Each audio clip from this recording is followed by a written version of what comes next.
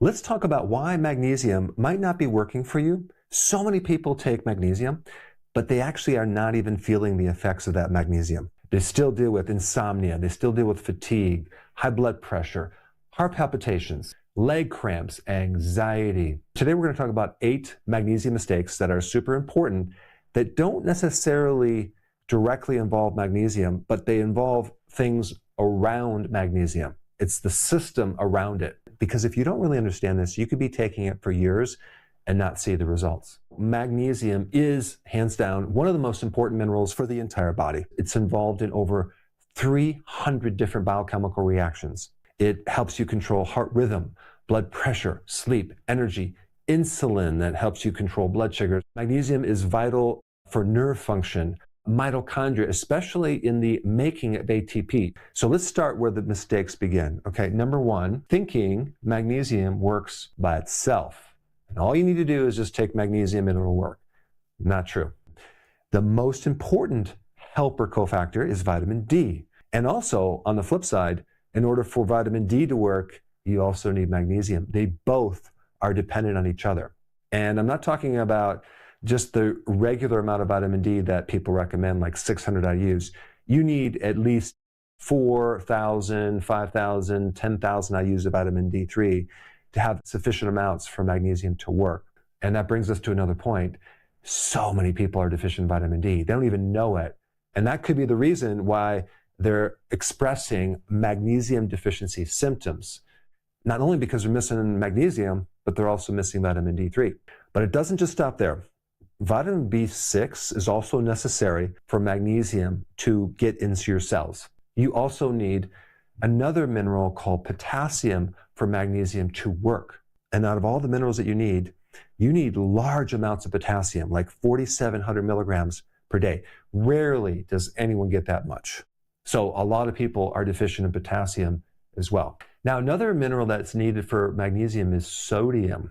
A lot of people get enough sodium, but when you go on a low-carb diet, you lose a lot of fluid. And with that, you lose a lot of sodium. So some people have symptoms of weakness in the muscle when they start a low-carb diet because they need more sea salt. But just realize you need salt to also make magnesium work. Let's go to number 2, ignoring cell membrane damage. Remember I said that most of the magnesium is inside your cell? Well, in order to get inside the cell, it has to get through this membrane right here. And a lot of people have damage in the membrane.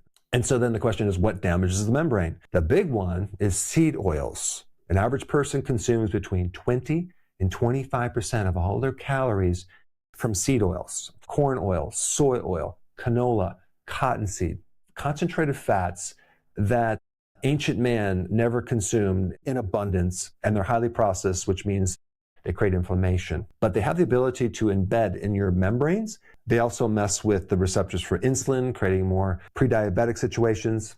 And so they really overload the cell with something called omega-6, which is more inflammatory. In order for that magnesium to get in the cell, you need good membranes.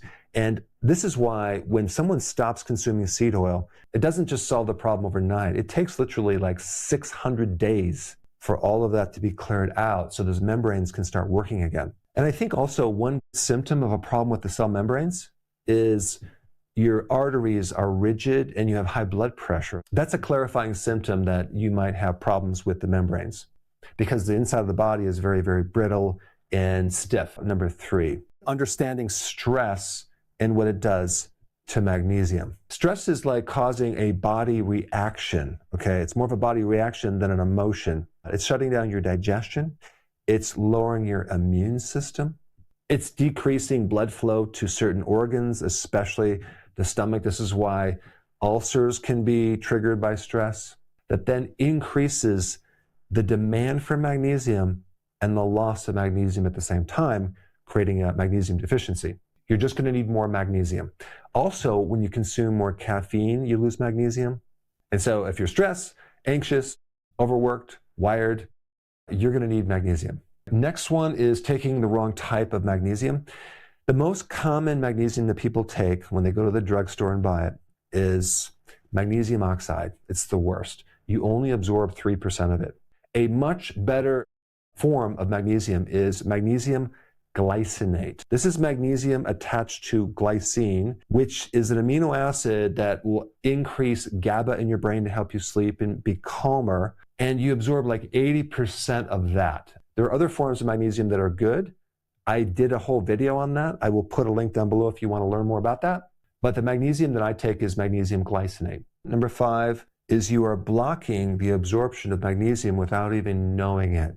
Some common blockers: taking too much calcium. If you take a look at the average multi, one a day, the first ingredient is calcium carbonate, the worst form of calcium. It's like limestone. It's like eating a rock. In a lot of those supplements, they don't even have magnesium, but too much calcium will inhibit the absorption of magnesium. If you take high doses of zinc long term, that can inhibit magnesium. Fluoride from the water and fluoride treatments can also block your magnesium. Aluminum can block magnesium, and also antacids and acid blockers can block magnesium.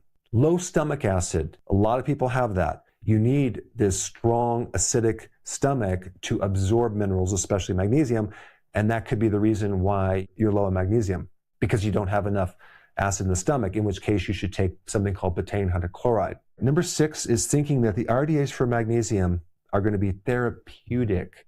When they came up with these RDAs, it was just basically levels to prevent a disease. And by the way, they were designed 100 years ago, and they haven't been updated. These RDAs were not designed to create a therapeutic effect. So one of the biggest problems in the area of nutrition is, how much do you need? What about if you're trying to correct a major deficiency? You need larger amounts, a therapeutic dosage.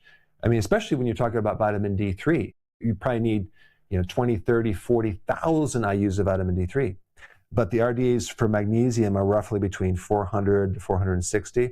But those are not therapeutic healing dosages. 400 milligrams is just enough to kind of get you by, to prevent a major problem. But they're not designed to fulfill all of your machinery for energy, your sleep quality, to overcome insulin resistance, to actually try to correct arrhythmias, atrial fibrillation. If someone has a major problem like a Charlie horse and they take 400 milligrams, they might not see much change unless they go up to 800, 1200, or even sometimes 1600 milligrams per day. And just as a side note, if you're taking larger amounts, don't ever take all of that at one time, because your body only can absorb a certain amount at a time. Break it down into smaller amounts and spread it through the day, between 300 or 400 milligrams at a time, and then just spread it out. That way you can actually start increasing more amounts if you're trying to create a therapeutic effect, especially if you're under stress or you have some type of illness, some type of chronic problem. Number 7, having unrealistic expectations.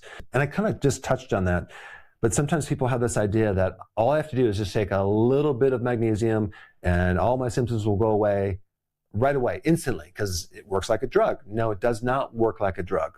Vitamins and minerals are helper things in biochemistry. And if the biochemistry is broken, it takes a while to get that to work again. You can't create a drug effect with vitamins or minerals. And also, it's not just about feeling like getting more energy or an instant relaxation of a muscle, because there's a lot of other things related to magnesium that you can't really feel, like rebuilding tissue or repairing or healing something. It's a very slow, gradual thing that you're not going to even perceive for weeks.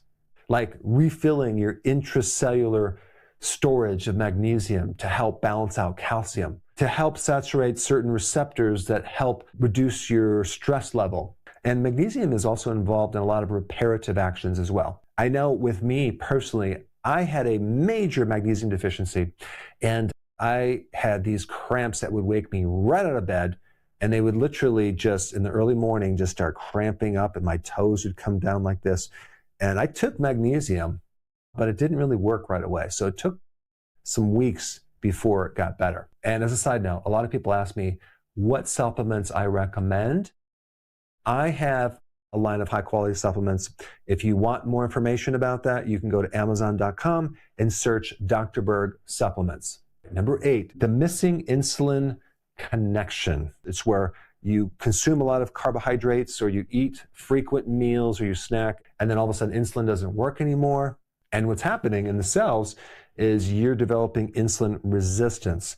That alone will block the absorption of magnesium.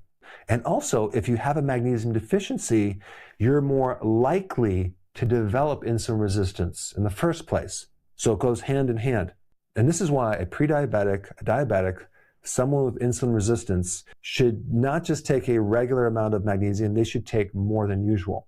And on the flip side, when they're on low carb, they lose a lot of fluid, they lose more electrolytes sometimes, so they need to take magnesium, sodium, and potassium to kind of keep up their electrolytes for a different reason.